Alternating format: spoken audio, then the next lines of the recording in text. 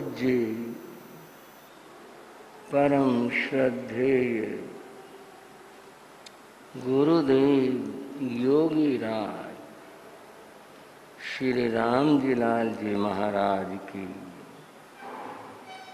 जीवन चर्चाओं का सप्ताह है। हमारा पूरा श्री संघ पूज्य गुरुदेव की स्मृति के कार्यों में लगा हुआ है। सबने अपनी अपनी ड्यूटियां बारियां ली हैं, उसके अनुसार सब काम में लगे हैं। और आज पूज्य गुरुदेव योगीराज की पावन स्मृति में नमोकार महामंत्र का जाप रखा गया। जाप प्रातः है प्रारंभ हुआ, भाई बहने जाप को श्रद्धा के साथ कर रहे। बंधुओं, गुरुओं की स्मृति करना, उनके गुणों को और उनकी साधना को याद करना, मन में साकार करना है। चर्चा उनकी साधना की है, बाकी तो सब बातें उनके साधना के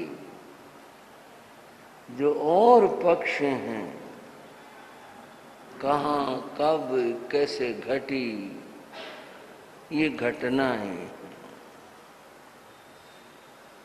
बंधु और बहनों, कुछ लोग आदर्श होते हैं। जो आदर्श होते हैं उनको महापुरुष कहते हैं। आदर्श शब्द की थोड़ी सी बात करूं। संस्कृत भाषा में आदर्श नाम दर्पण शीशे का है।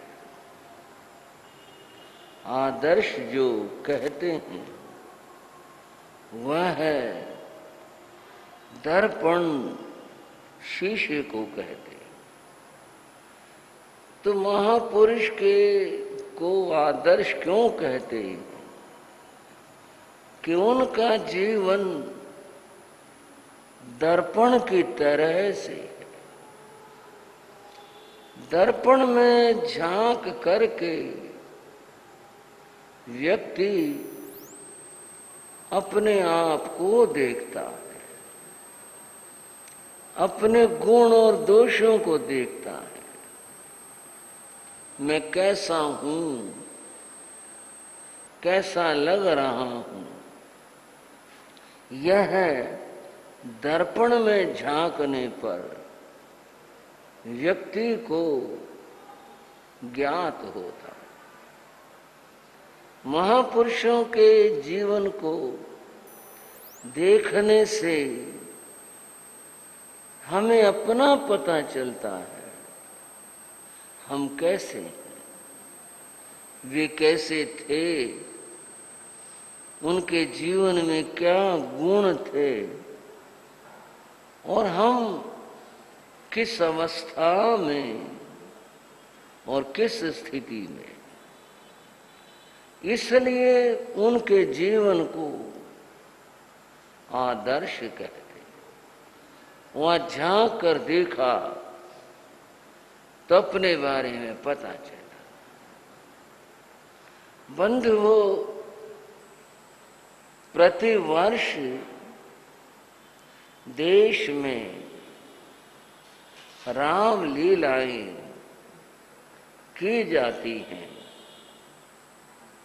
दिखाई जाती है। आखिर कहानी सभी को ज्ञात है, फिर प्रतिवर्ष लोग उसे क्यों दोहराते हैं? उसका एक कारण है। कारण यह है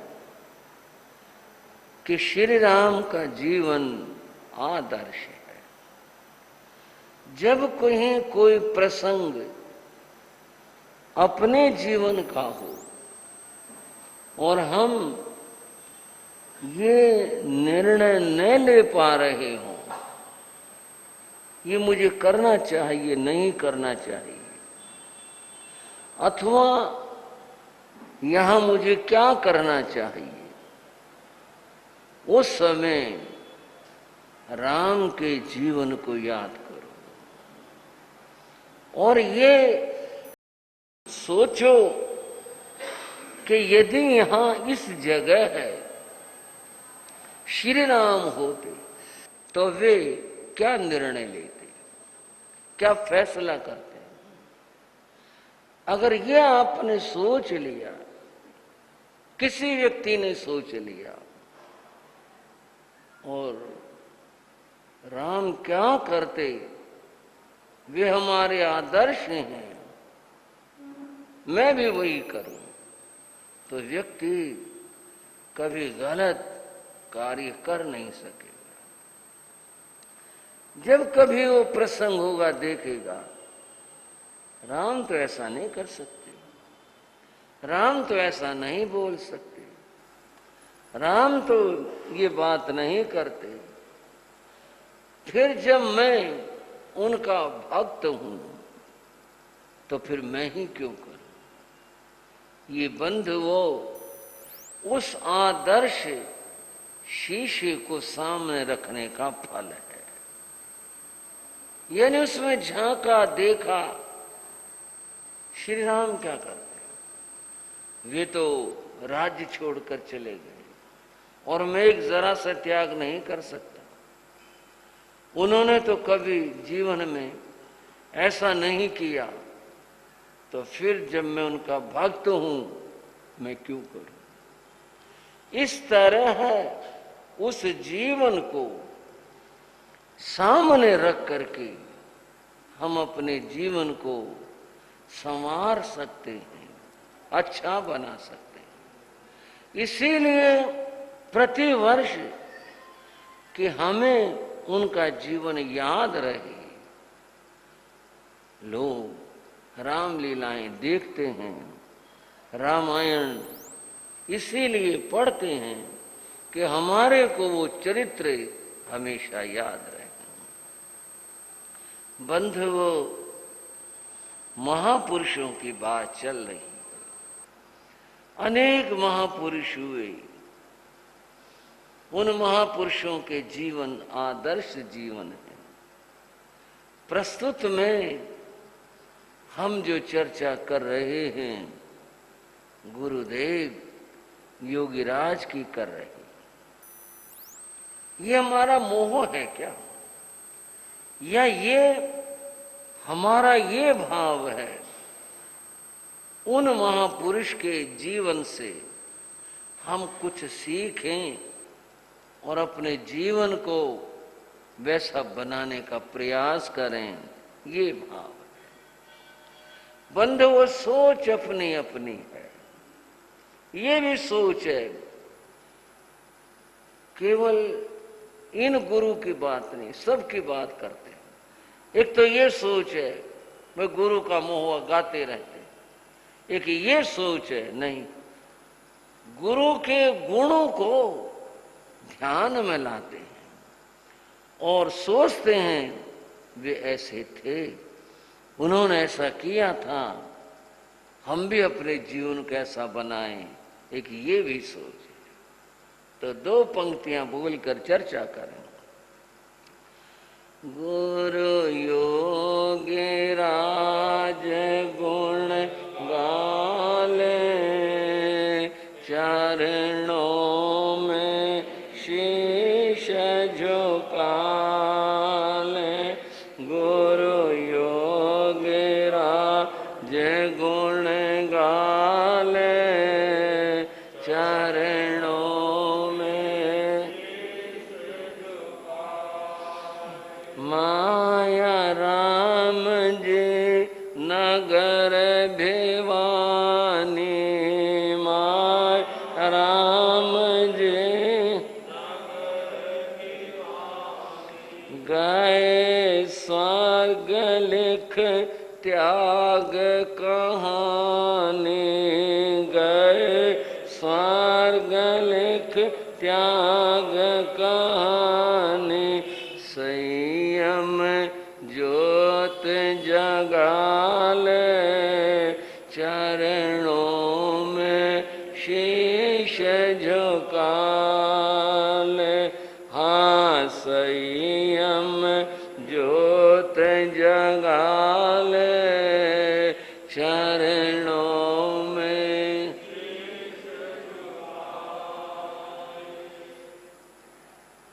हम चर्चा कर रहे थे संवत 1968 में गुरुदेव मायाराम का चातुर्मास बड़ौदा हुआ। उस चातुर्मास में युवक रामजी लाल को धर्म का बोध मिला। उससे पहले धर्म के बारे में उनका कोई किसी तरह का ज्ञान परिचय कुछ नहीं था। उससे पहले तो जो दुनिया थी वह थी मौज मस्ती की, खेल की, आनंद की, खाने पीने की, ये दुनिया थी। गुरु वचन सुने, यहां से ज्ञान प्राप्त हुआ और मन में एक निश्चय हुआ, दुनिया नश्वर है और मुझे जो अहंकार अपने बल का है, या मैं किसी को कुछ नहीं समझता, ये मिथ्या है। सत्य यही है, इस जीवन को सफल करना चाहिए। वह तभी होगा जब मैं संयम ले लूं।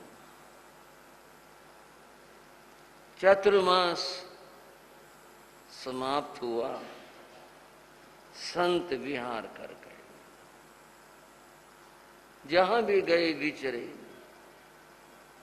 रामजी लाल समय समय पर दर्शनों के लिए जाते रहे, ज्ञान सीखते रहे। सब सीखा, 25 बोल, 9 तत्व, प्रतिकोण भी सीखा। जीवन में बदलाव आया।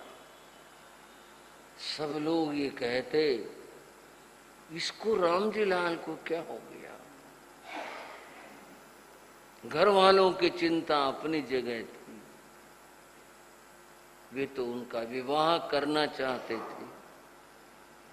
कोई रिश्ता आया और रामजी लाल ने उस दिन घोषणा कर दी, मैंने विवाह करना ही नहीं है, मैंने साधु बनना।